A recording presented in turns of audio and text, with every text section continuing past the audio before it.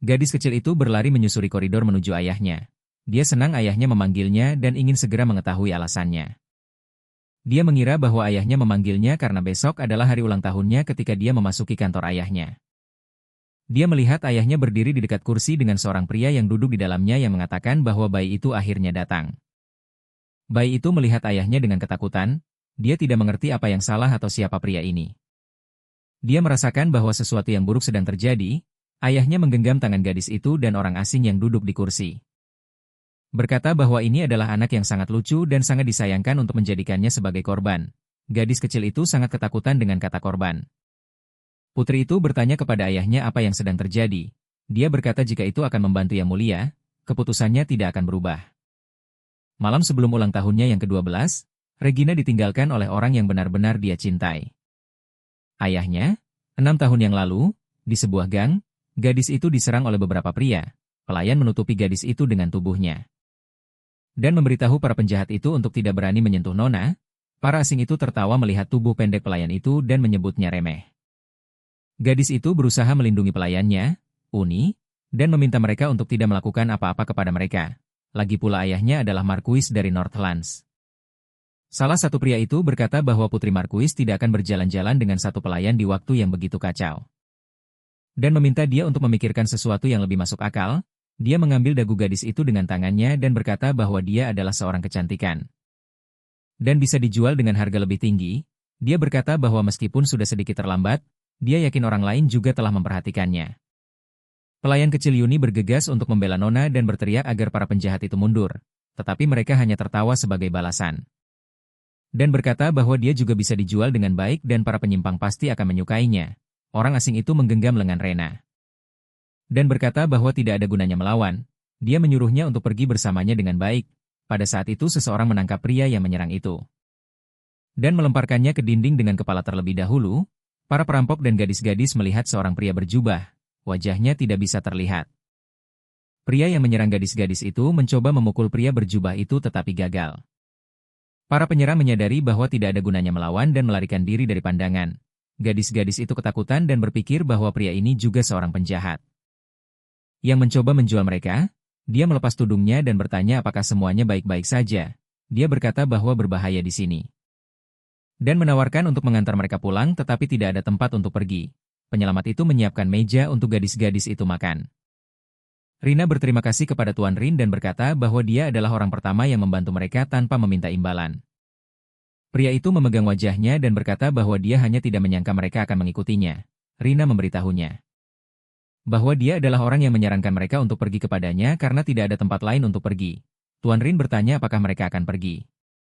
Dengan orang asing seperti itu, gadis itu berkata bahwa mereka saling memperkenalkan diri dan Ona berkata namanya Rina Rubel. Dan dia memperkenalkan dirinya sebagai Rin. Pria itu berkata bahwa hanya mengetahui nama depan mereka masih dianggap orang asing. Rina berkata jika dia ingin mereka pergi, mereka akan pergi. Tuan Rin menjawab bahwa itu bukan yang dia maksudkan. Dan itu hanya berpikir keras, dia meminta agar tidak menganggapnya secara pribadi, pembantu kecil Uni. Berkata bahwa dia sendiri yang mempermalukan mereka dan sekarang dia berkata untuk tidak menganggapnya secara pribadi. Rina memintanya untuk lebih tenang. Tuan Rin menjelaskan kepada gadis itu sebelumnya bahwa Marquis Ruble adalah ayahnya. Dia tidak mendengar bahwa dia memiliki seorang putri. Gadis itu menjawab bahwa secara resmi memang iya. Tetapi siapapun yang perlu tahu sudah mengetahui kebenarannya bahwa ada seorang putri dalam keluarga itu. Rin merenungkan bahwa dia bisa jadi adalah putri tidak resmi, anak yang tidak sah. Dia bertanya mengapa mereka tidak kembali ke rumah. Meskipun dia tidak tahu semua keadaan, tetapi kehidupan di ibu kota jauh lebih kacau dan serangan yang terjadi pada mereka bisa saja terjadi lagi pula dia mencolok karena dia cantik. Dia mengatakan bahwa karena kecantikannya sangat mudah menarik perhatian dan dia bisa dengan mudah dijual dengan harga yang baik dan banyak yang meminta biaya untuk membantu. Rena mengira bahwa dia juga ingin membebankan biaya kepada mereka. Tuan Rin menyadari bahwa dia pasti telah menakut-nakuti gadis itu. Dia berdiri dan meletakkan pisau di atas meja di depannya. Dan mengatakan bahwa dia membutuhkannya untuk keamanan dan dia bisa menggunakannya ketika diperlukan. Tetapi nyonya muda itu tidak tahu cara menggunakan pisau itu. Jadi dia berkata jika dia mendekat, dia bisa menusukkan belati itu ke tubuhnya dan dia menunjukkan cara melakukannya. Dengan menusukkan pisau ke ayam yang ada di meja, dia akan pergi. Rena mengikutinya dan memberitahu anak laki-laki itu bahwa dia juga. Tuan Rin berbalik dengan kebingungan dan bertanya apa yang dia bicarakan. Gadis itu tersenyum dan mengatakan bahwa dia juga tampan. Dia tidak mengerti mengapa dia membawanya dan berpikir bahwa mungkin dia tidak terlalu pintar.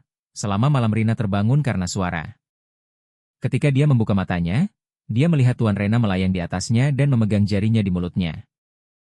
Menunjukkan agar dia diam, dia memandangnya dengan bingung dan bertanya apakah dia perlu menusukkan belati ke tubuhnya sekarang. Dia menyuruh gadis-gadis itu untuk bersembunyi di bawah tempat tidur sekarang. Para pria yang ingin mencuri gadis itu dan dari siapa Rin telah menyelamatkan mereka.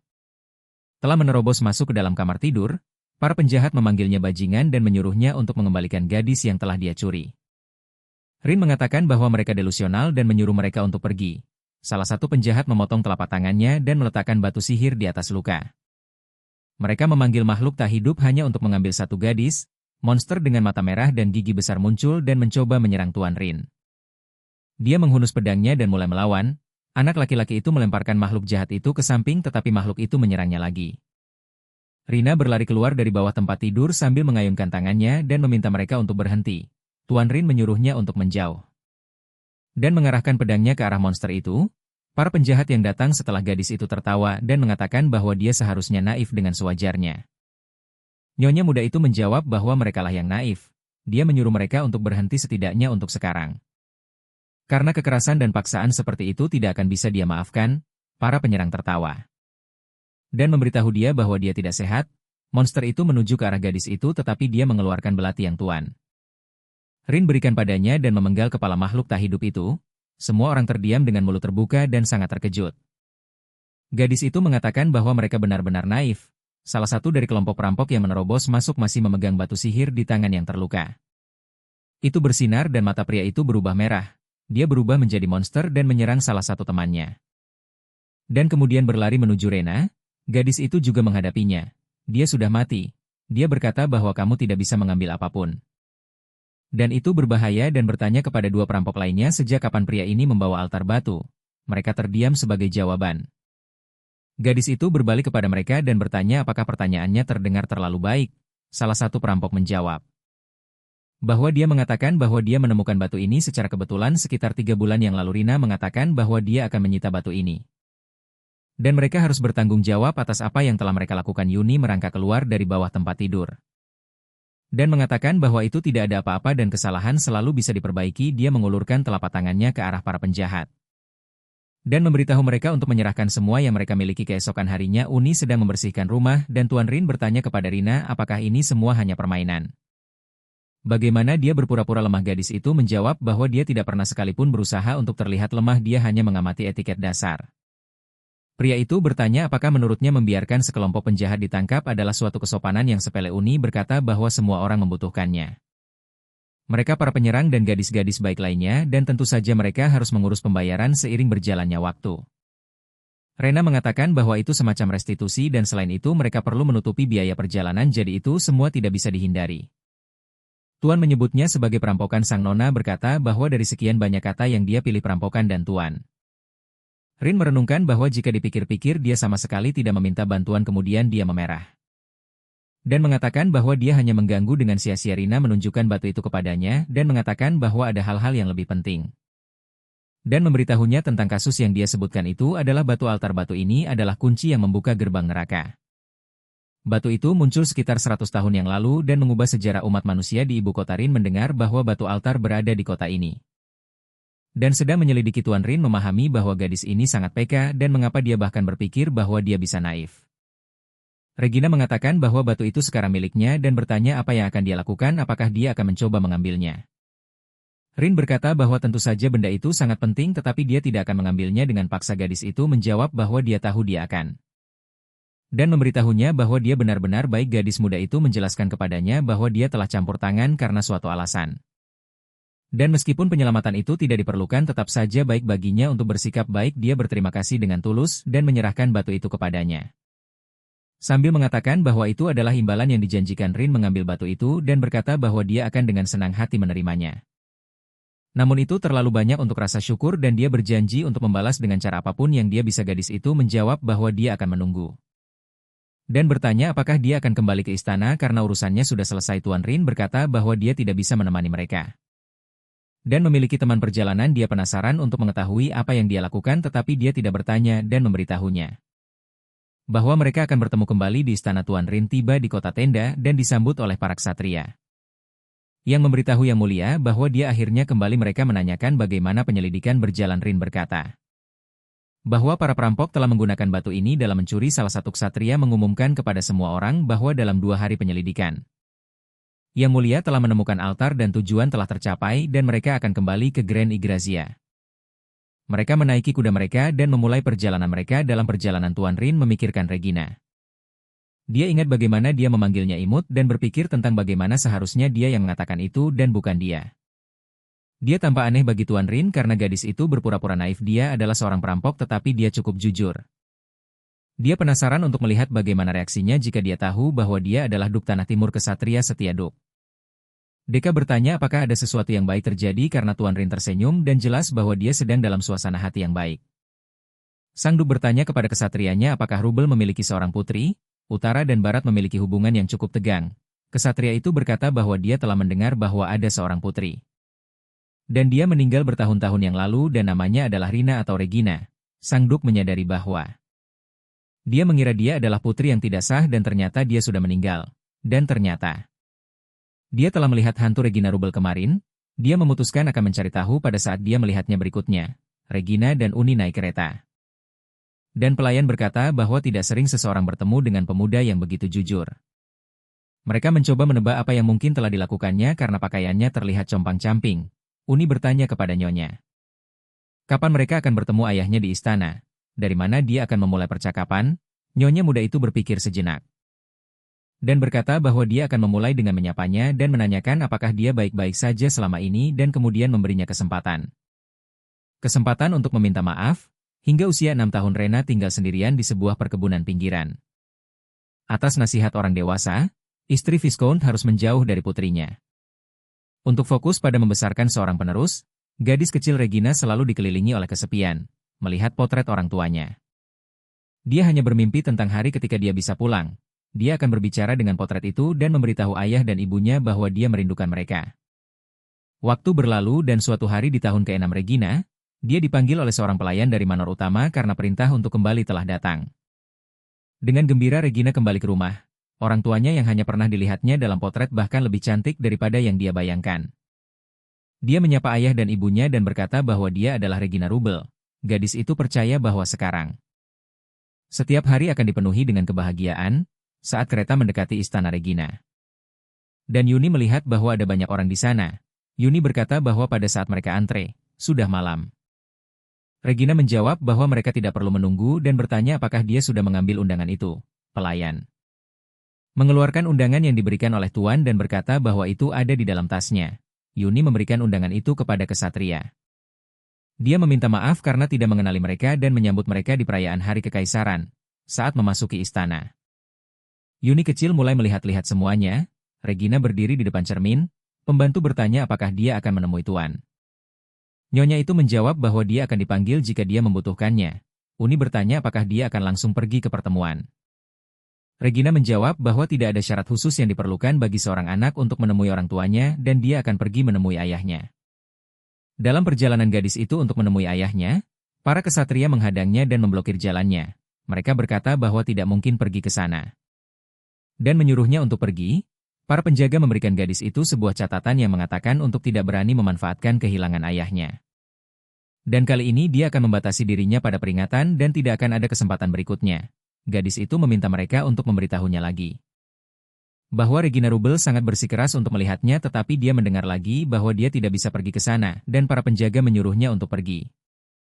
Pelayan datang dan memanggil gadis itu untuk minum teh dan dia bertanya kepadanya bagaimana dia hidup selama ini. Pelayan itu merasa marah dan bertanya apa yang dia lakukan. Dan mengapa dia berpura-pura menjadi orang yang sudah mati. Regina menjawab bahwa itu benar. Gadis itu tidak bisa percaya bahwa pelayan tidak mengenalinya. Dia mengingatkan bahwa ketika dia masih kecil, dia jatuh dari tangga setiap hari. Dan dia telah memasang karpet di tangga kamarnya, jadi tepat di luar kamar dilapisi dengan 2 lapisan karpet. Agar dia tidak terlalu trauma, dia berkata bahwa karpet ini meningkatkan tinggi tangga. Dan sekarang tidak hanya dia, tetapi orang lain juga jatuh di sana satu persatu. Pelayan dengan marah bertanya dari mana dia mendengar tentang ini. Dan menyuruhnya untuk berhenti berpura-pura karena nyonya mereka sudah meninggal. Pelayan itu memberitahu gadis itu bahwa jika dia tahu betapa sedihnya tuannya, maka dia tidak akan pernah berani melakukan hal seperti itu. Pria itu menyadari bahwa dia telah datang jauh dan menyarankan agar dia minum tehnya dan pergi. Dia membiarkan pelayan pergi dan berkata bahwa dia akan membuat teh itu sendiri. Pelayan itu berlari-lari dalam pikirannya. Berpikir bahwa nyonya malang itu kembali untuk sia-sia, dia mengeluarkan sedikit bubuk dari saku dan menuangkannya ke dalam cangkir teh. Dan memberikannya kepada nyonya itu, dia menyadari bahwa tidak masalah apa yang dia katakan. Itu tidak akan mempengaruhi dirinya dengan cara atau bentuk apapun. Dia meminta untuk memberikan salam kepada ayahnya setidaknya dan memberitahunya bahwa dia menanyakan tentang kesehatannya. Dia bertanya kepada pelayan apa pendapatnya jika dia ditemukan sebagai mayat besok, lalu tertawa dan berkata bahwa dia hanya bercanda. Nyonya itu meminum tehnya dan pergi, kembali kepada asistennya Regina yang terjatuh ke lantai. Dia meminta bantuan untuk bangkit dan berkata bahwa melihat dari keadaan kakinya, itu adalah racun yang memarahkan. Yuni bertanya dari mana dia mendapatkan racun itu, karena baru sedikit waktu sejak dia meninggalkan nyonya. Dia berkata bahwa racun ini diberikan kepadanya oleh orang tercinta dan dia tidak bisa menolak. Itu adalah racun yang diam dan kuat. Jika tidak diobati, itu akan meninggalkan tubuh dalam keadaan lumpuh secara tidak terlihat, merampas kemampuan untuk bernapas. Tiba-tiba Regina tertawa. Asisten itu terkejut dan bertanya apa yang terjadi pada gadis itu. Dia menjawab bahwa dia hanya tertawa karena pelayan itu keluar menemuinya. Alih-alih ayahnya dan dia telah datang jauh ke sini dan hanya dihormati dengan satu catatan. Tetapi itu sangat menyentuh. Dia membiarkan Yuni melihat catatan itu dan berkata bahwa itu mengatakan untuk tidak menggunakan kehilangan ayahnya. Asisten itu berkata itu tidak menyentuh. Dan menurut pendapatnya, kalimat itu lebih mungkin menyebabkan kemarahan. Nyonya itu berkata bahwa kehilangan paternal berarti melukai. Itu berarti dia mungkin menyesali apa yang telah dilakukannya dan kemudian kamu ingin percaya bahwa setidaknya sedikit dia merasa bersalah terhadapnya. Yuni bertanya apakah dia benar-benar percaya kata-kata itu? Regina menjawab bahwa itu adalah satu dalam sejuta kesempatan dan dia bingung. Tetapi kemudian dia mendengar racun dimasukkan ke dalam teh. Gadis itu berkata bahwa dia mencoba untuk mencari tahu sedikit lebih banyak dan melihat pelayan itu pucat. Itu sangat lucu dan dia berusaha begitu keras sehingga dia tidak bisa menahan untuk meminumnya dan selain itu racun itu tidak akan membunuhnya. Yuni berkata bahwa meskipun dia tidak mati, rasa sakit di dalamnya akan tetap ada dan besok mereka mungkin datang untuk memeriksa kondisinya. Regina berkata bahwa itulah mengapa dia harus mengunjungi ayahnya dan memberi salam terlebih dahulu. Asisten itu menyarankan bahwa dalam hal itu, mereka mungkin mengirim pembunuh bayaran lain kali. Rena memikirkan fakta bahwa kemungkinan mereka akan mengirim pembunuh bayaran. Asisten itu berkata bahwa pertama mereka harus membagi tempat tidur dan mencari tahu di mana Yuni tidur. Dan di mana Regina Rubel tidur, Regina tidak bisa tidur di malam hari. Seluruh tubuhnya terbakar. Dan dia menganggap itu karena racun yang dia minum. Di siang hari dia berjalan ke pintu keluar teras, ada bulan purnama di jendela. Gadis itu membuka pintu teras, melangkah keluar ke udara segar, dan melihat bahwa pesta sedang berlangsung meriah. Dan dari luar terlihat sangat menyenangkan. Lampu-lampu menyala di mana-mana dan musik diputar. Dia seharusnya berada di antara mereka. Jika saja ayahnya tidak mengkhianatinya, Regina melompati pagar dan melompat dari balkon ke halaman. Dikatakan bahwa taman malam adalah tempat terbaik untuk pertemuan rahasia. Wanita itu mendengar seseorang di belakangnya dan teringat pada Uni, yang mengatakan bahwa mereka mungkin akan mengirimkan seorang pembunuh untuknya lain kali, tetapi dia tidak mengira itu akan terjadi secepat ini. Ketika Regina menoleh, dia terkejut. Tuan Rin berdiri di depannya dan memberitahunya untuk tidak panik. Gadis itu menatapnya dan memberitahunya bahwa dia benar-benar lupa untuk membawa alat pengaman bersamanya. Pemuda itu menjawab bahwa dia bisa tanpa itu. Gadis itu tertawa dan berkata bahwa mereka bertemu lebih awal dari yang dia kira dan dia dalam waktu itu telah banyak berubah. Regina berkata bahwa dia sedang berjalan-jalan. Duke menjawab bahwa dia sibuk melakukan hal yang sama. Dia melihat bahwa gadis itu kembali mengenakan baju yang sama dan melemparkan jaketnya ke atasnya. Itu adalah tanda kepedulian. Tuan Rin bertanya apakah dia sudah bertemu dengan ayahnya. Regina bertanya apakah itu sebuah pertanyaan atau ujian. Pemuda itu menjawab bahwa dia hanya mendengar bahwa dia diperlakukan kasar di pintu. Dia terkejut bahwa dia hampir mengetahui segalanya. Dia bertanya mengapa dia mencari pertemuan dengan Rubel. Regina menjawab bahwa seperti yang dia perhatikan.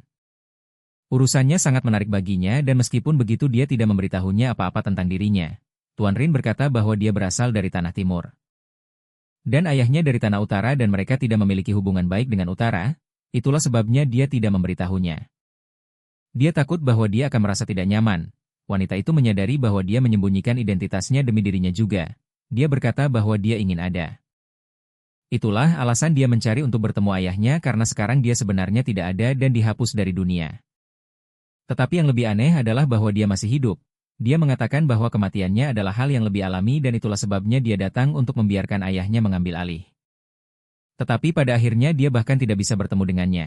Duke melihat punggung Regina dan berpikir betapa menawannya itu. Karena biasanya orang yang empatik itu lembut dan orang yang kuat itu dingin. Tetapi gadis ini lembut dan tetap tangguh. Pemuda itu berkata bahwa jika tiba-tiba Markuinnya menolaknya, biarkan dia datang ke timur. Regina menjawab bahwa dia menarik. Karena dia mengira dia adalah bidak kecil sejak dia mencari altar sendirian tetapi tampaknya posisinya jauh lebih tinggi. Dia bertanya apakah lebih baik jika dia memanggilnya Yang Mulia Duke pada pertemuan mereka berikutnya. Seperti yang diharapkan Tuan Rin, dia sangat peka. Dia tersipu dan berkata bahwa di depan orang lain mungkin dia harus. Dia bertanya apa yang harus dia panggil Regina pada pertemuan mereka berikutnya. Dia berkata bahwa di depan orang lain dia bisa memanggilnya Nona tetapi ketika mereka sendirian dia bisa memanggilnya dengan nama depannya. Duke berkata bahwa dia sering berjalan-jalan di malam hari untuk mendapatkan udara segar. Gadis itu tersenyum dan berkata itu kebetulan. Karena dia juga menyukai jalan-jalan malam, pelayan membawa surat dari ayah Regina untuknya. Surat itu mengatakan bahwa dia pasti penasaran. Mengapa dia ingin menemuinya setelah sekian lama? Putrinya menulis bahwa dia juga penasaran mengapa. Dia melakukan ini padanya. Dalam surat itu Regina berjanji bahwa jika dia menjelaskan alasannya kepadanya, dia juga akan berbagi dengan ayahnya mengapa dia di sini.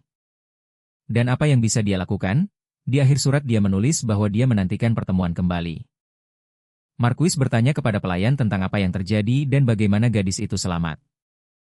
Pelayan mengatakan bahwa itu adalah racun yang kuat. Tuan yakin itu bukan kesalahan karena dia tahu betapa telitinya karyawannya. Pelayan berjanji untuk memperbaiki semuanya dan berjanji bahwa tidak akan ada masalah kali ini. Pada saat itu seorang pelayan masuk. Dan mengatakan bahwa dia memiliki informasi yang diminta, dia memberitahunya bahwa Regina Rubel telah diundang oleh Duke dari Tanah Selatan. Marquis terkejut bahwa dia diundang oleh Duke dari Selatan.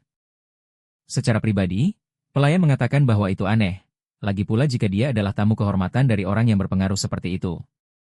Mengapa dia tiba sendirian kemarin tanpa pendamping? Ayah Regina menjawab bahwa dia sedang menguji keadaan dan ingin melihat bagaimana reaksinya. Jika dia adalah tamu dari Duke Selatan, itu bisa dianggap sebagai penghinaan yang tidak bisa ditoleransi. Dia dilarang masuk dan mencoba meracuni dirinya. Marquess mengatakan bahwa putrinya telah menjadi jauh lebih pintar sejak mereka pergi. Dia tidak tahu di mana dia berada, pada saat yang sama di istana tempat Duke dari Tanah Selatan tinggal. Dia menyambut Regina dan pelayannya. Gadis itu bertanya kepada Duke Ellis apakah dia tidur nyenyak semalam. Duke memanggil Regina seorang kesatria. Dan mengatakan bahwa dia selalu mengejutkannya karena dia tidak memberitahunya tentang kedatangannya. Tetapi kemarin, dia sudah mengunjungi Marquis Rubel dan bahkan tidak memberitahunya sepatah kata pun tentang itu. Regina menjawab bahwa dia tidak punya apa-apa untuk dikatakan.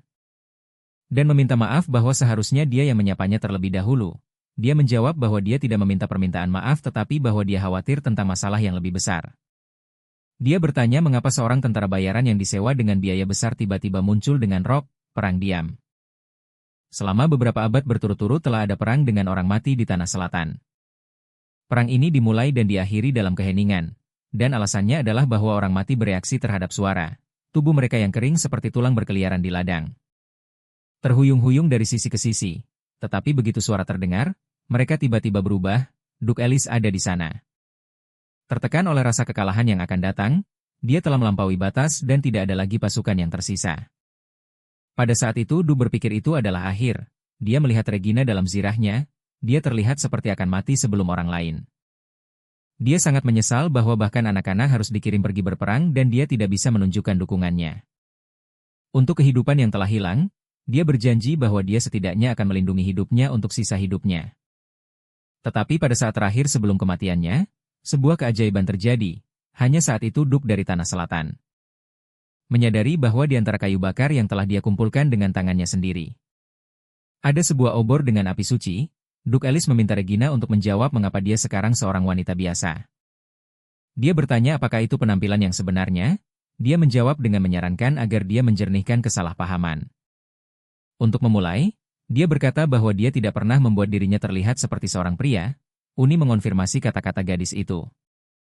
Dan mengatakan bahwa dia hanya mengenakan pakaian yang sesuai dengan kesempatan. Duke menyadari bahwa semuanya seperti yang ada. Dia berkata bahwa kesatria tidak pernah mempersembahkan dirinya sebagai seorang pria. Regina mengatakan bahwa dia malu telah mengejutkannya. Dan bertanya apakah itu bisa menjadi masalah karena dia mengundangnya. Bukan seorang pria, Duke bertanya padanya. Mengapa dia mencari pertemuan dengan Rubel, Marquess dari Northlands dan bertanya apa yang dia miliki dalam kesamaan dengan pria itu. Wanita itu menjawab bahwa dia adalah putrinya dan untuk lebih tepatnya, seorang putri yang membuat hidup sulit karena keberadaannya. Duke menyadari bahwa ceritanya sangat membingungkan dan berjanji untuk tidak bertanya tentang hal itu lagi. Tetapi dia berkata bahwa Utara pasti akan mengetahui segalanya dan tindakan ini mungkin tergesa-gesa. Penguasa itu bertanya apa yang dia rencanakan selanjutnya. Dan jika dia telah mempertimbangkan posisinya, Regina berkata bahwa dia akan senang jika dia melindunginya. Duke bertanya. Apakah kata-katanya berarti bahwa dia menyarankan agar dia memusuhi Tanah Utara? Gadis itu menjawab bahwa tidak dan dia meminta agar dia berpihak pada yang lemah. Duke berkata bahwa dia tidak akan terlibat. Dan berkata bahwa dia bisa memanfaatkannya sebanyak dia memanfaatkannya. Namun jika keamanan Tanah Selatan yang sulit terancam karena campur tangan dalam urusannya, dia tidak akan tinggal diam. Kekaisaran Grazia berkat Kaisar Nihil Gracia yang lalu dilahirkan kembali di tanah kerajaan Gracia yang pernah hancur, berpusat di kota ibu kota Grandis Gracia.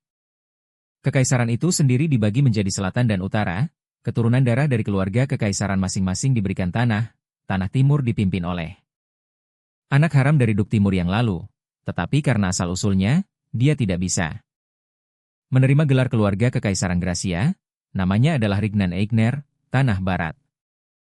Duke dari Tanah Barat dikalahkan dalam perang dan pindah ke ibu kota sebagai kardinal, mantan Duke Tanah Barat. Kardinal saat ini adalah Clavius Sorrentium Gracia, Tanah Selatan Duke dari Tanah Selatan hingga baru-baru ini bertahan dalam perang dengan usaha besar. Dan dengan bantuan pelaksana muncul sebagai pemenang, nyaris keluar dari pertempuran hidup-hidup, Bill Ellis Grazia, Tanah Utara. Setelah Duke Selatan yang lalu jatuh dalam perang, putra tertua mewarisi gelar dan memenangkan perang di Tanah Utara. Duke Ayura adalah Flenus Gracia dan alasan pribadi menciptakan permusuhan yang dalam, suatu hari ketika Kekaisaran Grazia berusia 100 tahun. Selatan, Utara, dan Kardinal berkumpul di aula untuk bernegosiasi. Clovis bertanya kepada Duke Ellis apa yang dilakukan malam sebelumnya.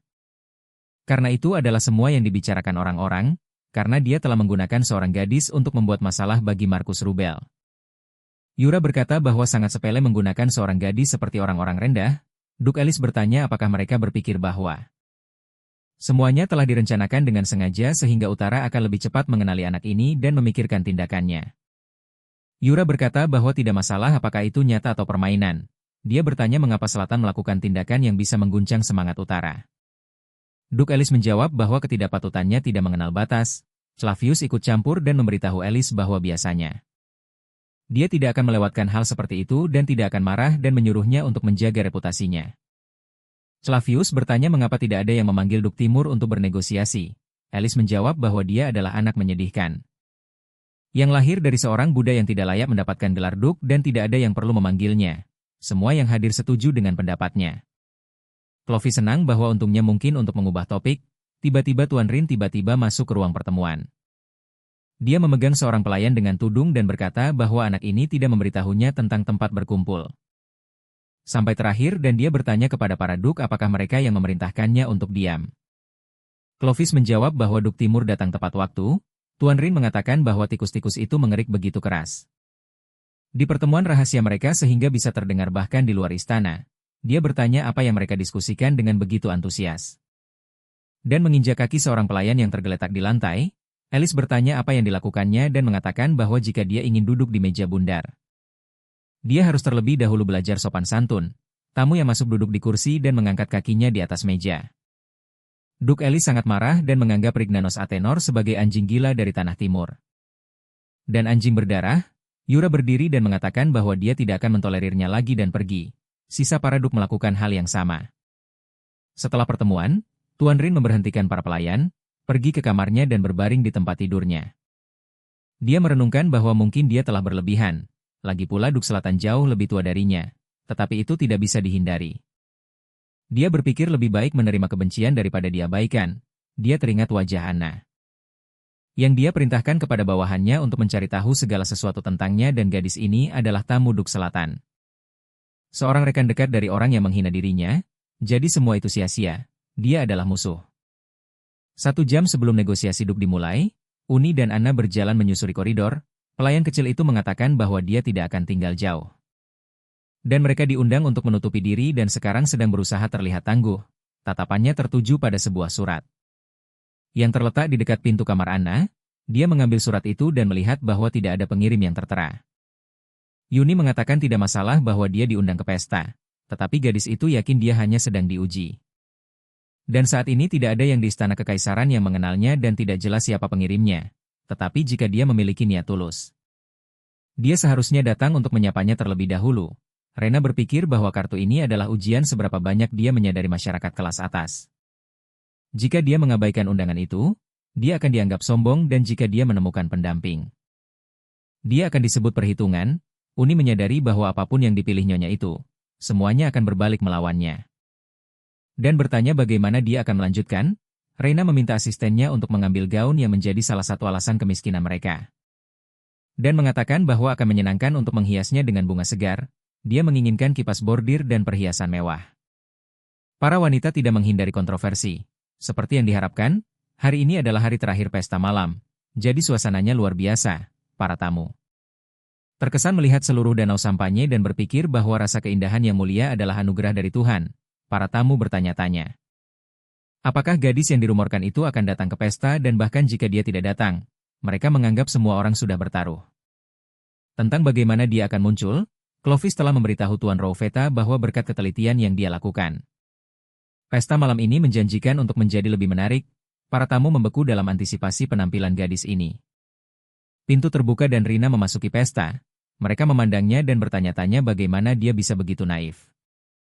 Dan membahas cara dia berpakaian, Clovis menyadari bahwa ini adalah anak Rina Rubel dan dia bertanya-tanya apa yang akan dia lakukan selanjutnya. Gadis itu berjalan santai menyusuri aula. Salah satu tamu tertawa dan mengatakan bahwa tidak masalah bahwa dia cantik.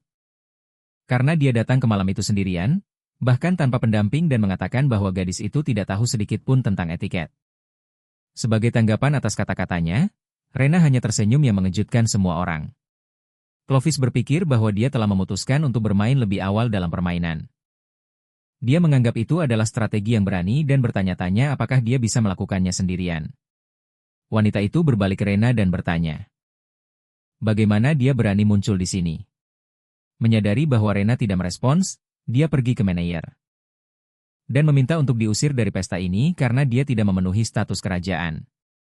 Clovis menyaksikan semua ini dan tertawa. Tatapan mereka bertemu dengan Anna, salah satu tamu, seorang pria yang marah berlari ke Rina dan berkata bahwa seharusnya tidak seperti itu. Bagi seorang gadis untuk muncul di pesta tanpa izin dan berlari menuju wanita itu. Rina mendorongnya menjauh, dia jatuh ke lantai. Dan dia mengungkapkan bahwa dia memiliki undangan resmi.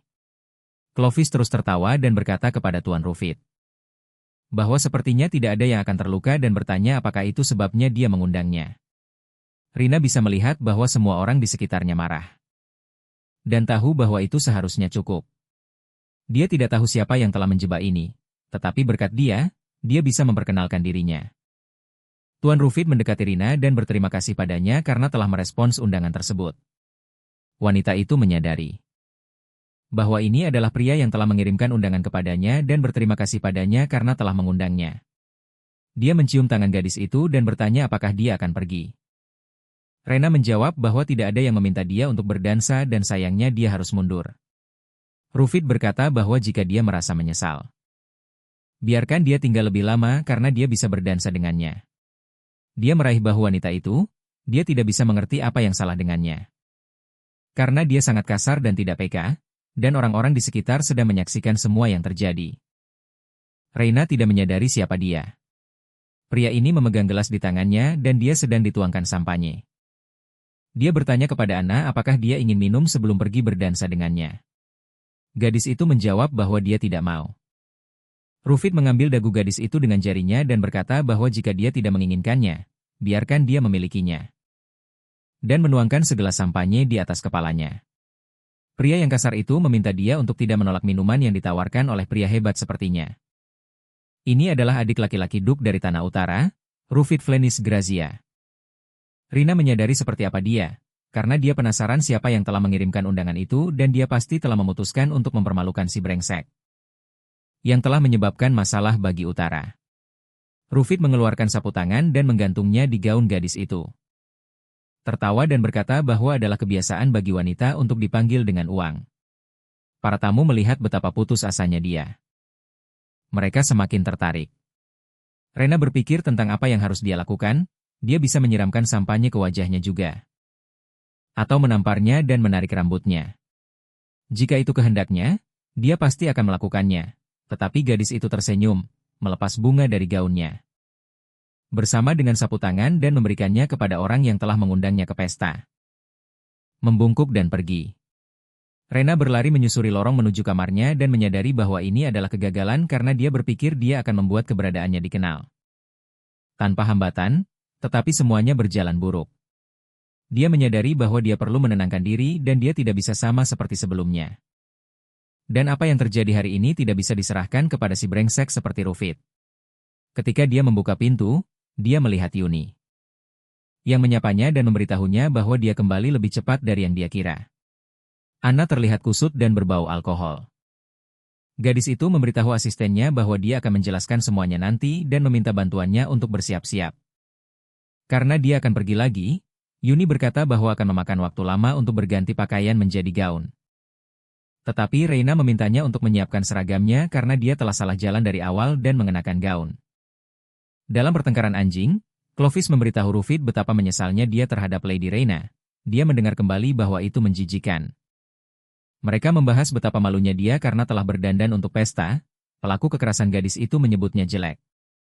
Sementara Clovis berkata bahwa dengan penampilannya, dia bisa disebut cantik, tiba-tiba tatapan mereka tertuju pada gadis itu. Yang telah memasuki pesta, mereka tidak mengerti siapa dia, tetapi menilai dari warna seragamnya. Itu adalah seseorang dari bangsawan tertinggi di Tanah Selatan, tetapi mereka tidak ingat ada orang seperti itu dari selatan. Rufid memandangnya dan merasa kesal mengapa dia menatapnya seperti itu. Rina bertanya apakah dia mau menari satu lagu dengannya. Pemuda itu mengenalinya dan dia berkata bahwa dia tidak bisa menolak permintaannya setelah semua yang terjadi. Dia mengambil tangannya dan menariknya dengan paksa ke arah penonton. Rufid tidak percaya. Seorang gadis bisa memiliki kekuatan sebanyak itu. Dia berteriak agar gadis itu melepaskannya tetapi gadis itu berkata mereka akan menari di sana. Tentu saja mereka akan menari meskipun dia berkata tidak. Gadis itu berkata ini adalah pertama kalinya dia di pesta jadi dia tidak bisa langsung menangkap suasana. Dia memberitahu pelakunya bahwa jika dia memperingatkannya sebelumnya bahwa dia menyukai ketidaksopanan, dia akan menyesuaikan diri dengannya segera. Pangeran menyadari bahwa tidak cukup bagi gadis itu untuk mempermalukannya, dia juga secara sembarangan memutuskan untuk berdamai. Rina memutar tubuhnya dalam tarian dan dia hampir jatuh ke dalam air manis, tetapi dia menangkapnya. Rufid berkata bahwa jika dia melepaskan tangannya dan dia jatuh, dia akan mengirimnya ke sisi lain dunia. Wanita itu melepaskan pelakunya.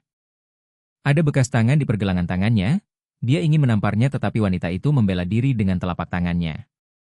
Dan memberitahunya bahwa karena dia tidak mengubah pikirannya, dalam hal ini biarkan dia mandi dan mendorongnya ke dalam air manis. Dia berkata bahwa sampahnya yang telah ditunggu semua orang tumpah dan sebagai pengganti sumbat. Tubuh berharga yang mulia pangeran, Clovis yang menyaksikan semua ini tertawa dan mulai bertepuk tangan. Dia berkata itu luar biasa dan Rufid menepuk tangannya di lantai dan Rina merasa itu pasti kekuatan utara. Nihil Gratia kembali dari kubur diberdayakan dengan kekuatan ilahi dengan kekuatan yang diperoleh di kubur. Dia menyelamatkan seluruh dunia, orang-orang menyebut kekuatan ini sebagai Nihil Gratia, mendistribusikan kekuatan ilahi. Yang diperoleh di kubur di antara keturunannya yang memerintah sebuah kekaisaran yang dibagi menjadi 4 bagian, adik laki-laki Duke Utara Yura. Rufid Flenis Grazia, dia meneliti kekuatan ini dan memperoleh hak yang disebut pemotongan, dia mendekati Rina dan memberitahunya bahwa belum terlambat untuk meminta maaf dan kemudian dia akan meninggalkannya satu mata. Rina menjawab bahwa dia tidak tahu harus berbuat apa. Karena dia hanya memiliki 2 mata, Rufid berputar dan memberitahu gadis itu bahwa sekarang dia akan kehilangan kedua matanya. Pada saat itu seseorang memasuki aula dan berkata bahwa sudah waktunya bagi pangeran untuk pergi. Reina memperhatikan bahwa Debaci yang mengamuk tenang. Dalam 1 detik dia bertanya-tanya siapa itu. Dia menoleh dan melihat ayahnya, Marquis dari Tanah Utara. Chardoruble berkata bahwa itu sudah cukup untuk hari ini dan sudah waktunya bagi pangeran untuk kembali. Dia memberitahu Debaci untuk pergi.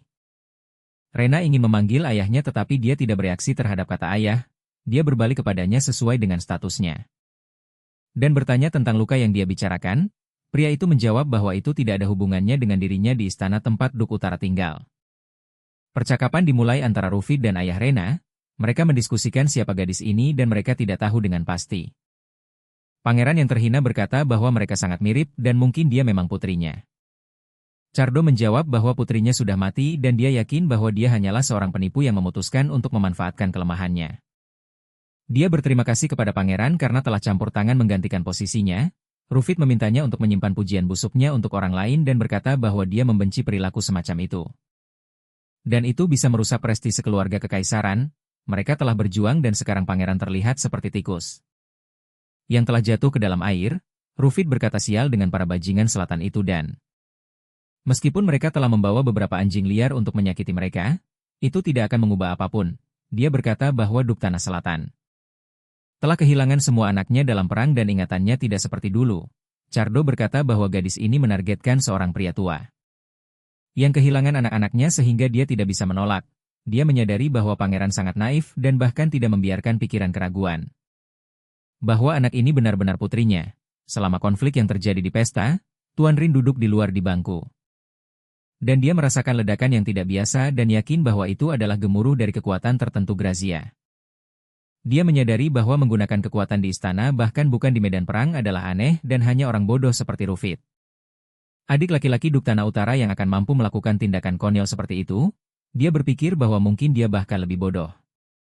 Karena telah menunggu tanpa tujuan selama 1 jam, dia mendengar suara di belakangnya yang mengatakan bahwa dia masih di sini hari ini. Menoleh, Duk melihat Reina yang menyapanya. Pemuda itu memperhatikan bahwa dia tidak mengenakan gaun malam hari ini dan bertanya apakah dia telah menghadiri salah satu perayaan. Wanita itu menjawab dengan menawarkan untuk membicarakan sesuatu yang menarik. Rin memperhatikan bahwa Reina terlihat sangat lelah dan menyarankan bahwa mungkin sesuatu telah terjadi. Dia menyadari bahwa dia berutang untuk memberitahunya segalanya. Reina bertanya padanya apakah dia telah menunggunya. Sepanjang waktu ini, Duk menjawab bahwa itu benar dan dia memang telah menunggu dan berkata bahwa dia harus mengucapkan selamat tinggal. Gadis itu memandangnya dengan bingung dan tidak mengerti mengapa dia mengatakan itu. Dia memperingatkan bahwa tidak akan ada lagi jalan malam. Dan memintanya untuk melupakan pertemuannya dengannya di sini. Rin melanjutkan untuk berbicara tentang apa yang telah dia dengar bahwa dia adalah tamu Duk Tanah Selatan. Rina menjelaskan bahwa dia tidak menyembunyikannya dengan sengaja. Duk menjawab bahwa dia tahu dia adalah orang yang baik, namun dia harus memperlakukannya seperti anak anjing mulai sekarang. Rignan menjelaskan bahwa beberapa bulan yang lalu Kaisar mengeluarkan dekrit untuk memilih dan membawa kesatria yang paling berani. Dia menganggap bahwa itu pasti alasan Duk Tanah Selatan mengundangnya. Pria itu menjelaskan bahwa Kaisar akan memerintahkan perluasan perbatasan kekaisaran ke utara, selatan, dan barat. Yang memiliki hubungan tegang mungkin akan bertabrakan di medan perang. Duk berkata bahwa ada kemungkinan tinggi bahwa mereka akan saling menyerang di waktu invasi dan oleh karena itu dia adalah musuh yang terikat. Rina menjawab bahwa itu tidak akan berjalan seperti itu dan ketidakpeduliannya memohon agar dia menyiksanya. Wanita itu mengambil Duk dengan kedua bahunya dan menempatkannya di bangku serta menyarankan bahwa itu adalah keanehan dari para pria di istana kekaisaran dan mengatakan bahwa Pangeran Tanah Utara juga cukup acuh tak acuh.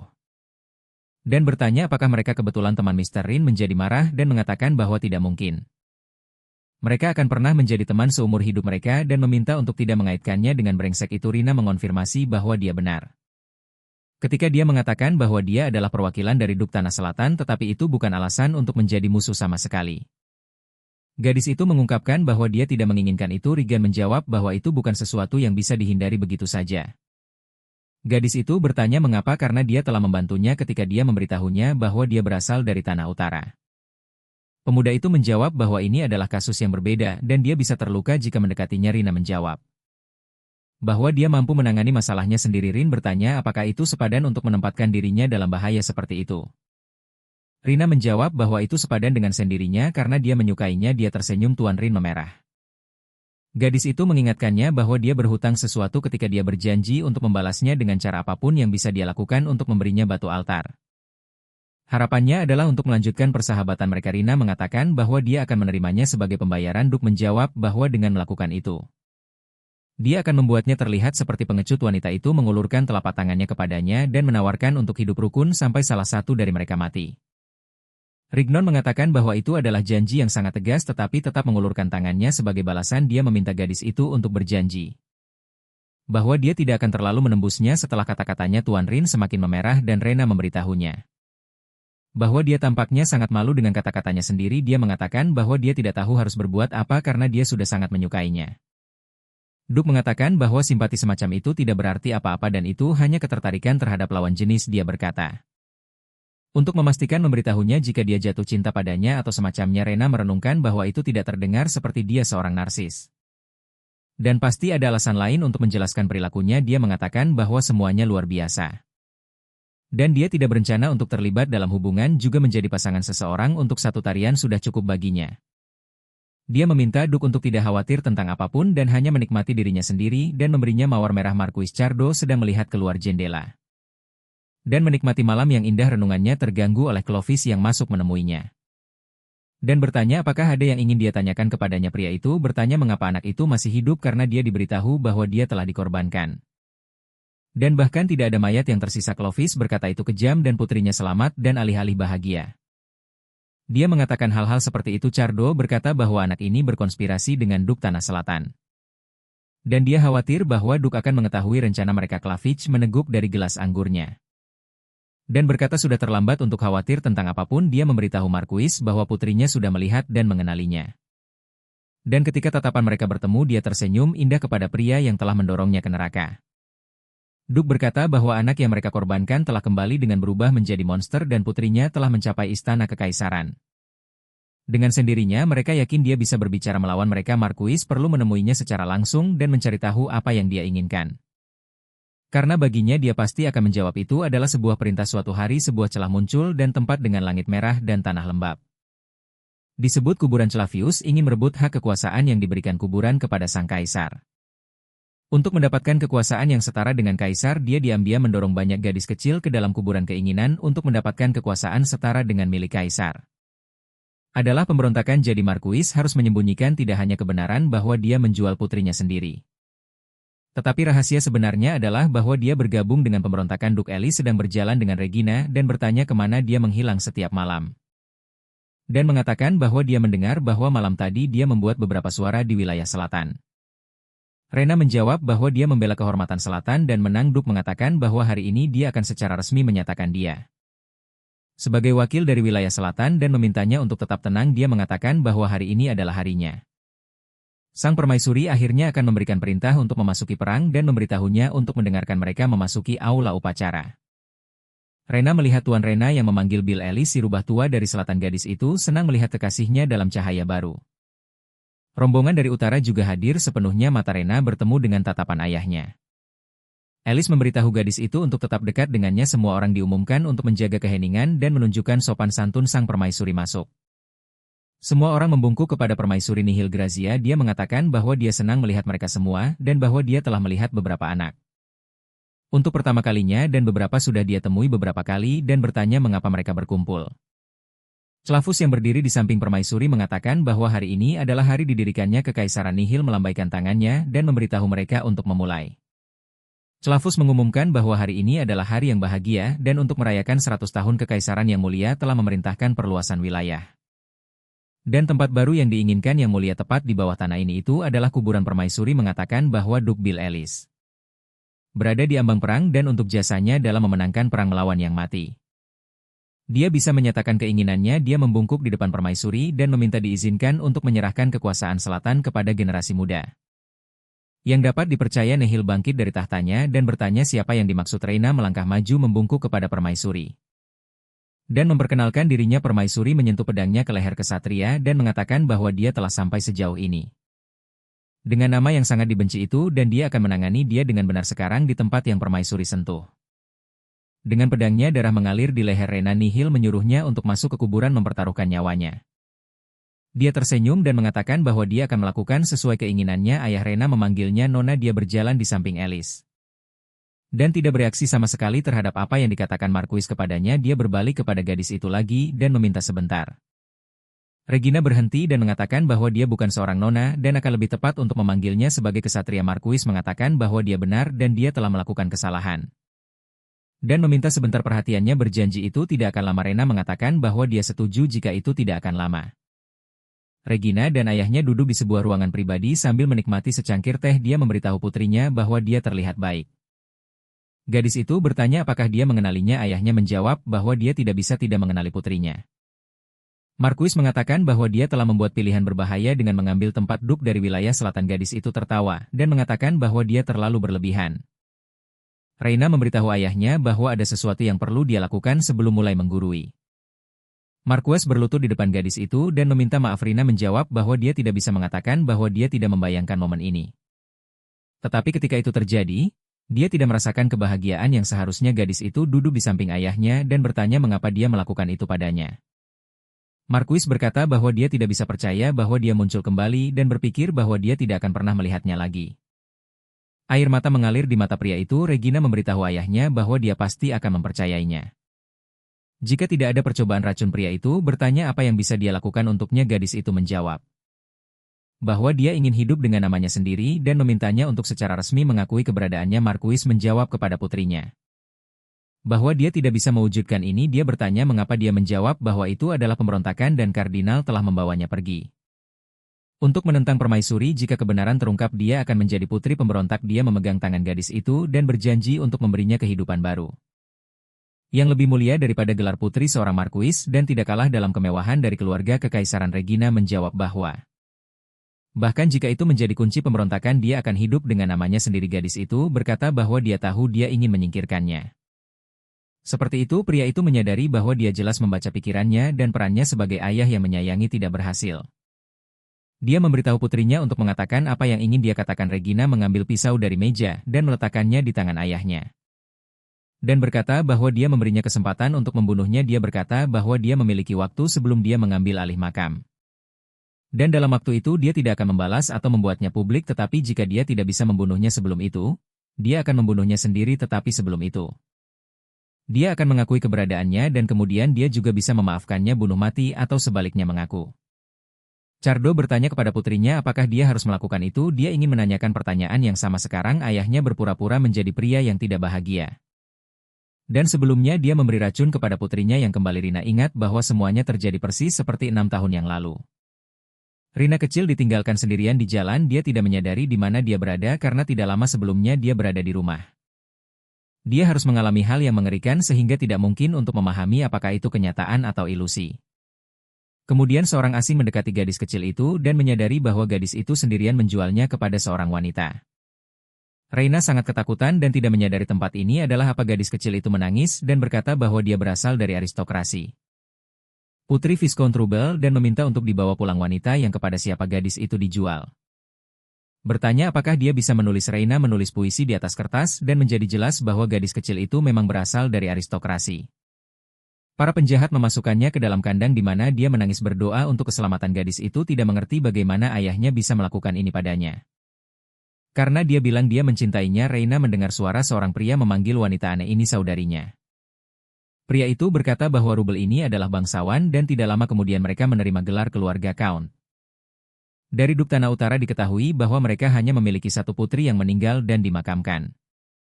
Wanita yang ke dalam tangannya Rena jatuh sedang memikirkan apa yang harus dilakukan dengan gadis kecil itu. Dia berpikir untuk memotong rambutnya dan mengirimkannya kepada Count Rubel. Gadis itu diancam bahwa jika dia melakukan sesuatu yang bodoh, dia akan terpisah dari ayahnya yang tampan selamanya. Gadis itu ditinggalkan sendirian di gedung sebelah. Dari jendela, dia melihat para penculiknya pergi. Rena kecil bertanya-tanya apakah ayahnya akan datang untuk menyelamatkannya. Tetapi bahkan jika dia datang, gadis itu tidak yakin bisa bahagia lagi. Dari jendela dia melihat pelayan dari rumahnya berjalan menuju orang-orang yang telah membelinya dengan penjaga di belakangnya. Rina bersukacita mengira pelayan itu datang untuknya. Para bandit mengatakan bahwa mereka memiliki anak itu di ruang belakang penginapan tanpa terluka dan meminta uang di muka. Pada saat itu, pelayan dan para penjaganya membunuh orang-orang yang telah meminta tebusan untuk gadis itu. Rina menyaksikan seluruh kejadian dari jendela. Para penjaga diperintahkan untuk membakar semuanya hingga rata dan tidak membiarkan seorang pun hidup. Dan sekarang tidak ada yang tahu bahwa gadis itu selamat. Karena dia berada di gedung sebelah, Yuni terbaring di sofa dan merenungkan fakta bahwa dia dan nyonya telah berada di istana selama 3 hari. Pada hari pertama dia telah dicoba diracuni dengan racun. Pada hari kedua, sampahnya dituangkan di kepalanya. Asisten itu bertanya-tanya dalam keadaan seperti apa Rina akan kembali hari ini. Pintu terbuka dan Yuni melihat Regina. Dia baik-baik saja. Dia bertanya mengapa nyonya kembali begitu cepat. Lagi pula, dia masih memiliki banyak yang harus dilakukan sebelum malam ini. Kesatria itu diam sebagai jawaban dan asisten itu curiga ada yang tidak beres. Rena menjawab bahwa tidak ada yang bisa disembunyikan dari matanya dan memberitahunya bahwa dia telah melihat ayahnya dan itu adalah percakapan yang terpaksa. Yuni menyadari bahwa nyonya belum makan dan berkata bahwa dia akan membawa sesuatu untuk dimakan. Sekarang asisten itu menyiapkan meja yang mewah. Dan nyonya bertanya dari mana dia mendapatkan semua itu. Yuni menjawab bahwa dia telah mendapatkan pengikut di istana. Dia bersosialisasi dengan pelayan lain yang memberinya makanan. Rina tertawa dan memberitahu Yuni bahwa itu bukan pengikut tetapi mereka yang menyerah. Nyonya itu memberitahu asistennya bahwa dia datang untuk berbicara tentang orang-orang yang akan mendekatinya segera. Ada kemungkinan tinggi bahwa mereka akan ternyata adalah orang-orang ayahnya. Kesatria itu memberitahu Uni untuk pergi secepat mungkin jika dia merasa bahwa orang-orang ini berbahaya. Untuk memberikan contoh, dia memberitahu asistennya bahwa dia mungkin ditawari makanan yang diracuni dan perlu berhati-hati. Ada malam perayaan di Istana Tuomas untuk menghormati pendirian. Clavis bertanya kepada para pejuang dari setiap unit. Apakah persiapan mereka sudah lengkap? 100 tahun yang lalu istana ini adalah jantung kerajaan Gracia. Rina juga hadir di acara itu dan melihat Tuan Rina. Clavis berkata bahwa perayaan terakhir hari pendirian kekaisaran akan diadakan di tempat ini hari ini. Dunia di dalam celah itu disebut kubur. Makhluk-makhluk di dalam kubur itu disebut orang mati. 100 tahun yang lalu, celah besar muncul di istana kerajaan Grazia. Itu menandai pertemuan pertama antara manusia dan orang mati. Menggunakan celah itu, orang mati jatuh dari kubur keluar dan menyerang manusia. Yang mulia menutup celah, jalan menuju kubur, dan melindungi rakyat mereka dari orang mati yang telah menginvasi tanah mereka. Clovis mengumumkan kepada semua yang hadir bahwa hari ini, di tempat di mana orang mati pertama kali muncul akan membuka celah dengan tangan mereka sendiri. Dia memberitahu semua orang yang telah mengumpulkan batu altar yang bisa membuka celah bahwa mereka telah melakukan pekerjaan yang baik dan memberitahu mereka untuk mematuhi perintah yang mulia Sang Permaisuri. Clavius mengumumkan bahwa sudah saatnya untuk menaklukkan kubur. Om menggores telapak tangannya dengan belatinya dan darah memancar ke batu-batu ajaib. Celah terbuka dan orang-orang mati bergegas keluar dari sana. Rina mendekat dan menyapa Dukri Gernoterner mengatakan bahwa ini adalah pertemuan pertama mereka. Dan memperkenalkan dirinya sebagai Rina Rubel dari Tanah Selatan, Sang Lady mengungkapkan rasa terima kasih yang besar. Karena telah menyelamatkan Yang Mulia Duk dari Tanah Selatan. Rufit menyaksikan semua aksi ini dan sangat marah. Tuan Rin berkata tidak perlu berterima kasih untuk itu. Dan dia serta rombongannya sedang dalam perjalanan kembali. Rena berbalik kepada Rufit dan memintanya untuk tidak kehilangan martabatnya. Atau jika dia tidak memiliki martabat, setidaknya memiliki sedikit sopan santun. Rufit berbalik dan berkata bahwa mereka memiliki urusan yang belum selesai. Sang pangeran ingin membalas penghinaan yang diterimanya di air mancur sampanye dan menggunakan kekuatannya melawan lady yang dia sebut anjing, tetapi dia diambil oleh Clovis dan diberitahu bahwa sudah saatnya baginya untuk pergi karena kakak laki-lakinya sudah sibuk mengembalikan orang-orang dari Tanah Utara yang sudah berada di gerbang. Dan Tuan Rufit berlari mengejar mereka sambil berteriak agar Rina tidak berani berpikir bahwa dia bisa lolos begitu saja. Dan berjanji bahwa mereka akan bertemu lagi. Clavius berkata bahwa Rufit adalah sosok yang menggemaskan dan telah dilatih dengan sangat keras. Sehingga dia bahkan tidak tahu bahwa dia adalah anjing itu sendiri. Clavius menyapa Rina dan berkata bahwa mereka sudah lama tidak bertemu. Dia menggenggam tangan Lady dan dia memintanya untuk melepaskannya karena bisa terluka. Kardinal memberitahu Lady bahwa dia benar-benar ingin melihatnya. Sang kesatria menjawab bahwa itu sangat melelahkan dan memintanya untuk tidak berpura-pura bahwa mereka dekat. Setelah beberapa pertemuan, Clovis menyadari bahwa ketika dia berkata bahwa dia benar-benar ingin mengenalnya lebih baik. Sang Lady berkata bahwa dia tidak tahu harus berbuat apa karena dia tidak tertarik padanya. Dengan semua itu, Regina menarik lengan yang dipegang Clovis. Berbalik dan pergi ke kamarnya. Reina berganti pakaian menjadi gaun. Uni bertanya apakah dia baru saja tiba. Dan akan pergi lagi. Sang lady meminta asistennya untuk berpura-pura tidak melihatnya dan sebagai imbalannya dia akan memaafkannya karena memakan permen. Pada saat itu Yuni memberitahu bahwa permen ini diberikan kepadanya oleh pelayan. Dia melakukan semua yang dikatakan Lady, berusaha mendekati pelayan Rina, memuji pembantu kecil itu, dan menyuruhnya untuk membicarakan semua topik yang menarik bagi lawan bicaranya. Rina keluar ke teras, memanjat pagar dan meminta asistennya untuk memastikan tidak ada yang tahu tentang jalan malamnya. Dia melompat dari teras dan pergi untuk berjalan-jalan mencari Tuan Rena. Ketika mereka bertemu, Duke berkata bahwa sekarang Regina yang dia kenal telah kembali. Melihat seragam gadis itu, dia akhirnya menyadari bahwa dia memang perwakilan dari Tanah Selatan. Rena menjawab bahwa dia juga terkejut melihatnya di sana, dan berkata bahwa dia bertindak seperti anak anjing. Gadis itu menambahkan bahwa anak anjing bukanlah kata yang sangat tepat, dan dia lebih mirip dengan anak anjing. Tuan Rin memerah dan berkata itu sama saja.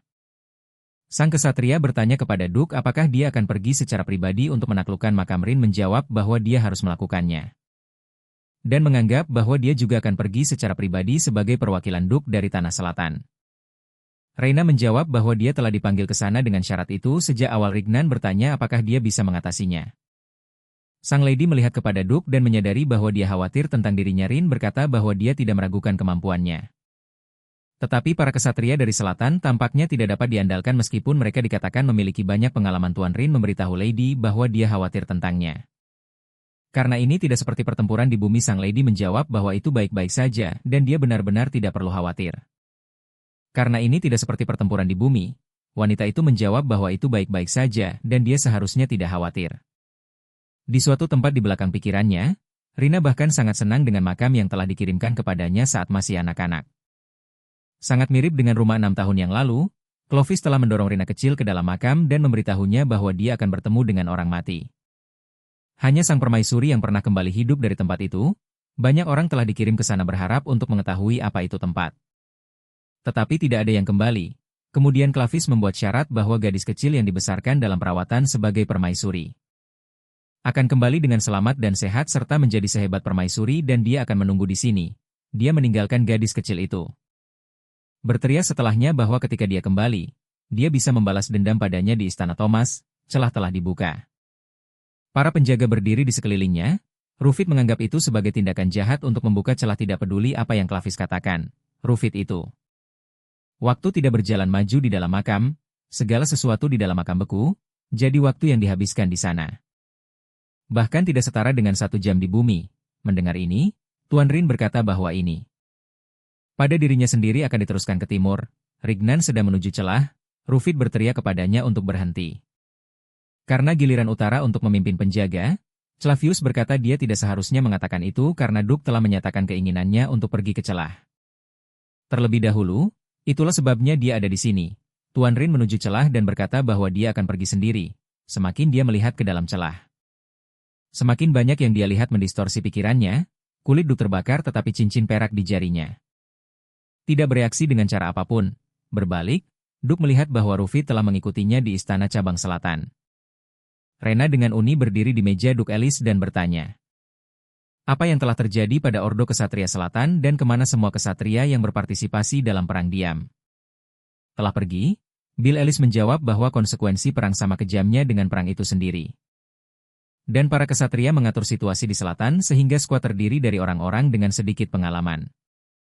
Dan meskipun seluruh staf terdiri dari keturunan keluarga bangsawan, Duke memberikan Rena daftar nama dari Ordo Kesatria. Melihat di sana dia melihat bahwa mereka semua berasal dari keluarga yang terkenal.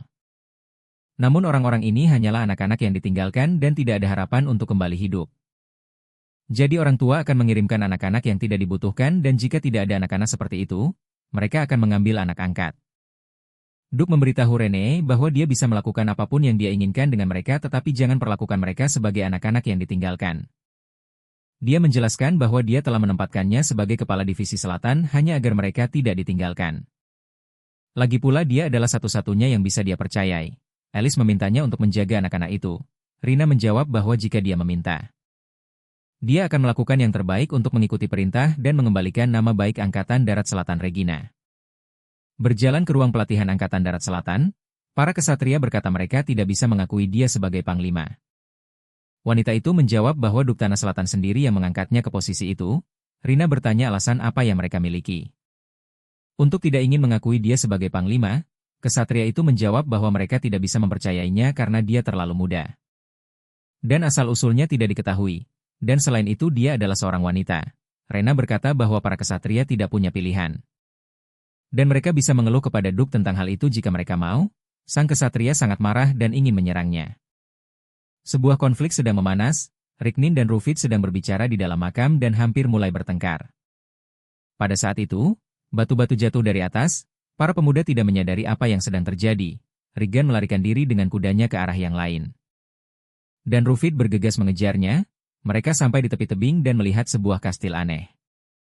Kastil itu memiliki bentuk yang aneh, tanpa gerbang, tanpa kanal, dan berada di tempat di mana hanya orang mati yang tinggal. Tuan Rin menyadari bahwa itu mungkin adalah kastil tempat raja orang mati tinggal. Duke melihat orang mati berjalan di semua sisi. Di sekitar kastil dan ada banyak dari mereka, Rignon dan Rufid memutuskan untuk kembali setelah kembali dari makam. Duke dari tanah timur duduk di ruang kerjanya, ia membicarakan pemandangan aneh yang ia lihat di makam. Semuanya terlihat seolah semua orang mati sedang dibuat di kastil karena lanskap yang luas dan membingungkan. Duke dan pangeran harus mengembara cukup lama. Sebelum mereka kembali, makam itu terlalu berbeda dari permukaan bumi. Sang kesatria melaporkan kepada Tuan Rin bahwa ada keanehan yang aneh, dan dari saat mereka memasuki celah dan keluar hanya 15 menit yang telah berlalu. Duke terkejut karena ia dan Rufid telah mengembara di sana setidaknya selama 3 jam. Rignon teringat apa yang dikatakan Clavis tentang waktu yang berhenti mengalir di makam dan menyadari bahwa kata-kata tentang pasage waktu yang lain adalah benar, baik musuh maupun lokasi tidak diketahui. Sang kesatria melaporkan kepada Duke bahwa ada berita lebih lanjut, seorang kesatria dari selatan telah menyerang Nona Rena dengan pedang dan lukanya cukup serius. Reginald berdiri tiba-tiba, menepuk meja dan bertanya bagaimana keadaan sang Nona. Bawahan memberitahu Duke bahwa sang Nona tidak terluka tetapi kesatria yang menyerang telah disakiti oleh Nona Rena. Dan dalam kondisi serius, Uni bertanya kepada Regina apa yang terjadi di ruang latihan dan berkata bahwa Nona akhirnya menghukum semua penjahat itu. Reina berkata bahwa itu semua rumor konyol dan sang kesatria jatuh sendiri. Itu membuat pembantu kecil sedikit kesal. Protagonis sedang minum teh dan berpikir tentang betapa sedikit waktu yang tersisa sebelum perjalanan ke makam dan itu mengganggunya bahwa kesatria dari selatan masih sekelompok pemuda. Pada saat itu Uni mengulurkan undangan dari kardinal untuk makan malam formal. Undangan ini ditujukan kepada Rena, Rignon dan Rufid. Clavis menulis bahwa ia berharap mereka akan bergabung dan menikmati makan malam formal bersamanya. Rena tiba di makan malam dan duduk di samping pasangannya, Tuan Rignan. Clavis menoleh kepada gadis itu dan berkata bahwa ia telah mendengar rumor tentang bagaimana dia sangat ramah dengan Ordo Kesatria. Gadis itu bertanya alasan apa dia dipanggil ke sini. Clavius menjawab bahwa sebuah serangan penuh ke makam akan segera terjadi. Dan semua orang tahu betapa pentingnya detasemen maju dari pasage pertama. Kardinal menawarkan untuk memimpin skuad itu ke selatan. Rignan dan Rufid terkejut mendengar kata-kata ini. Clavis menyuruh Renae untuk memimpin skuad dan memimpin ke utara dan timur. Protagonis bertanya apakah itu sebuah perintah? Clavis menjawab bahwa tanpa persetujuannya, perintah ini tidak berlaku. Dengan demikian, Kardinal ingin menjebak Renae dan membunuhnya untuk membantu ayahnya menyelesaikan apa yang telah dimulainya. Clavius melanjutkan untuk memberitahu mereka yang duduk di meja bahwa hari ini Pangeran Rufid dan Duke dari timur adalah yang pertama mengunjungi makam dan memberitahu mereka bahwa pemandangan di sana sangat aneh. Kardinal berpikir sebaiknya menyerang lawan yang dikenal terlebih dahulu. Dia merujuk pada bayi-bayi baru yang dulu selama Perang Diam, Selatan telah melawan orang mati hingga orang terakhir. Kardinal merasa mereka seharusnya sudah mengenal mereka dengan baik pada waktu itu dan memutuskan dia akan memberi Selatan kesempatan untuk menghapus rasa malu mereka. Clovis mengamati reaksi Regina dengan hati-hati. Dia bertanya-tanya apa yang akan dipilihnya. Gadis itu menjawab bahwa dia akan merasa terhormat untuk pergi ke garis depan. Dalam kampanye militer pertamanya, Rina berkata bahwa sebagai imbalan dia akan memiliki permintaan untuk mengubah tanggal perjalanan. Dan pergi dalam 2 hari pada malam hari, Regina bertemu lagi untuk pendakian dengan Tuan Rina. Dia penasaran mengapa pendakian harus dilakukan dalam 2 hari. Wanita itu menjawab bahwa jika ada cukup waktu, ayahnya akan menyiapkan jebakan lain karena Timur masih melakukan persiapan. Untuk march militer, tindakan Rena membuat Rignan merasa malu dan menyebabkan kesulitan. Gadis itu merasa bersalah di depan Duke. Tuan Rin memberitahu protagonis bahwa semakin sulit itu, semakin menarik untuk menontonnya. Regina bertanya jenis orang seperti apa yang dia pikir dia. Rignan menjawab bahwa dia adalah orang yang aneh dan segera menarik kembali apa yang dia katakan. Rina tertawa. Duke berkata bahwa dia percaya padanya dan berharap gadis itu tidak terluka. Wanita itu juga berharap dia tidak terluka. Dan memintanya untuk mendengarkan dengan baik informasi yang terkait dengan kampanye militer keesokan harinya. Rina sedang mempersiapkan perjalanan solo ke makam setelah mendengar tentang itu. Duke Alice bergegas menemuinya. Dia berkata bahwa ini belum pernah terjadi sebelumnya. Dan dia akan menjadi yang pertama dan terakhir melakukan hal semacam itu. Rena tertawa dan berkata bahwa dia akan merasa terhormat menjadi satu-satunya dalam sejarah. Bill Ellie semakin marah karena lelucon ini. Dia berpikir bahwa Rena seharusnya membawa kesatria dari selatan bersamanya. Jelas bahwa Duke sangat khawatir tentang karakter utama. Regina mendekatinya dan memberitahunya untuk percaya padanya karena kemenangannya akan menjadi kemenangan bersama mereka. Clovis berdiri di pintu masuk makam. Tempat Rina Rubel menuju, dia berkata dia berharap untuknya dan untuk kemuliaan sang permaisuri. Mengirim gadis itu ke horizon baru. Ada sebuah buku di Kekaisaran tentang apa yang ada di balik retakan ini. Itu adalah cerita tentang pencarian ke makam permaisuri Nihil Grazia dari retakan yang terbelah seperti petir. Makhluk-makhluk yang belum pernah dilihat sebelumnya muncul. Nihil adalah yang terakhir dari keluarga Grazia. Dia mengambil pedang dan melompat ke dalam retakan. Menunggu di tepi jurang ada 5 raja yang sudah lama mati dan terkubur. Para pria mati itu memberitahunya bahwa mereka adalah nenek moyangnya. Dan tempat ini disebut makam dan mereka memerintah di sini. Nihil bertanya mengapa mereka akan memerintah atas tempat yang hanya dipenuhi oleh orang mati. Para raja yang memerintah di zaman itu terus memegang kekuasaan bahkan setelah kematian karena hasrat mereka tidak dapat dikonsumsi. Bahkan oleh kematian, orang mati sekali lagi menginginkan permukaan bumi. Nihil berkata bahwa permukaan ini milik yang hidup. Para raja mati percaya bahwa semua tanah ini milik mereka dan mereka tidak meninggalkan apapun sebagai warisan kepada manusia.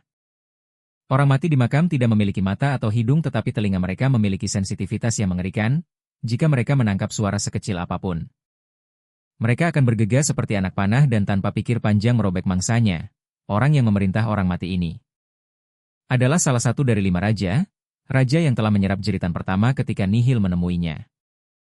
Dia bertanya mengapa rakyatnya tidak bisa melihat. Sebagai balasan sang permaisuri mendengar bahwa mereka adalah orang-orang yang dipenuhi penyesalan. Dan tidak bisa melihat dunia dengan jujur, hukuman mereka adalah hidup berulang kali atas apa yang paling mereka sesali. Ketika Nihil Gratia memotong raja, sebuah hati yang bersinar jatuh darinya, dia hendak menyentuh hati itu dengan ujung pedangnya, tetapi raja yang telah berubah menjadi bayangan hitam meraih hati itu dan menghilang. Raja yang telah menyerap jeritan pertama memegang hatinya di tangannya dan bersembunyi di kedalaman kastil. Regina terus bergerak melalui makam. Semakin dekat dia ke kastil, semakin padat barisan orang mati. Dia ingin melintas dengan tenang tetapi jalannya terlalu sempit. Rina melihat sebuah anak panah terbang ke batu. Dan semua orang mati pergi ke arah itu, bereaksi terhadap suara. Gadis itu menyadari bahwa berkat anak panah. Jalan itu terbuka. Regina melihat Tuan Rin di batu. Dia adalah orang yang menembakkan anak panah itu dan membantunya. Kesatria memberitahu Regnan bahwa jika terus begini, selatan bisa mengambil semua kehormatan. Duke Rin mengumumkan kepada semua kesatrianya bahwa mereka tidak akan pergi ke kastil tetapi mengejar trofi pada malam terakhir mereka. Regina meminta Rignan untuk tidak pergi ke kastil. Dan dia mendengarkannya. Dari atas anak panah ditembakkan ke arah protagonis yang dia lihat segel utara. Ayahnya memberi perintah untuk menembak putrinya sendiri. Rina dilindungi oleh orang mati dari anak panah yang semuanya ditujukan kepada gadis itu. Protagonis menyadari bahwa ayahnya datang untuk membunuhnya. Regina berteriak keras agar semua orang mati menuju ke arahnya. Protagonis tersesat di antara sekumpulan monster dan ayahnya tidak bisa melihatnya lagi. Salah satu kesatria memberitahu Cardo Rubel bahwa lebih banyak orang mati mendekati mereka. Ayah Rena menyerahkan perintah kepada bawahannya dan berkata bahwa dia memiliki tempat untuk pergi di tebing. Regina bertemu ayahnya yang menyadari bahwa dia telah melukai dirinya sendiri. Dan berkata bahwa dia terlihat menyedihkan, tidak seperti yang mengumpat dengan keras. Cardo Rubel berjalan menuju putrinya dengan keinginan untuk membunuhnya. Protagonis berkata bahwa dia ingin hidup. Ingin ada di bawah nama Reina Rubel. Marquise memberi perintah untuk menyingkirkan gadis ini, Regina. Melempar salah satu orang mati ke kerumunan kesatria dan berlari ke arah ayahnya. Dia mengayunkan belati ke arahnya. Dan memberitahunya bahwa dia telah gagal lagi dalam usahanya untuk membunuhnya. Gadis itu tidak menusukkan belati ke ayahnya. Tetapi ke batu, Rina mendorong ayahnya dari tebing. Matanya penuh teror. putrinya tidak membiarkannya jatuh dan menariknya kembali. Sambil berkata bahwa dia memutuskan untuk menjebaknya, gadis itu berjanji kepada Cardo Rubel bahwa dia tidak akan menghilangkannya. Sampai perjalanan ke makam selesai, ayah Rina menyadari bahwa dia akan menjebaknya sejak awal. Gadis itu menyuruh ayahnya untuk berbalik dan melihat orang mati. Mereka menjadi seperti ini. Karena mereka membunuh anak-anak mereka, Cardo telah menceraikan anaknya demi kesejahteraannya sendiri. Regina menganggapnya lucu. Bahwa begitu banyak orang telah menyingkirkan anak-anak mereka sendiri dengan tangan mereka sendiri, Rina memberitahu ayahnya. Bahwa dia tidak menganggapnya sebagai monster atau iblis dan bahwa dia hanyalah seorang pengecut biasa. Cardo menjawab bahwa dia benar. Pria itu bangkit dari lututnya dan berjalan mendekati putrinya. Cardo memberitahu Regina bahwa seorang pria lemah hanya akan berlutut kepada monster. Dia mengambil gadis itu dengan kedua bahunya dan dia merasakan racun yang ada di cincin ayahnya.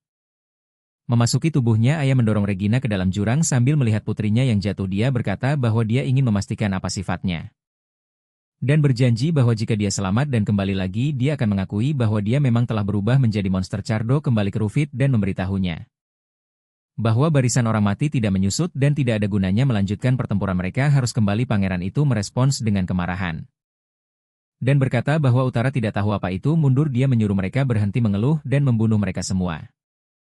Rubel memukul Rufit dan pria itu jatuh pingsan. Cardo melemparkan pangeran ke atas kudanya dan meminta maaf atas ketidakpekaannya. Salah satu kesatria berteriak bahwa kastil mulai runtuh. Rubel tidak menyadari apa yang salah.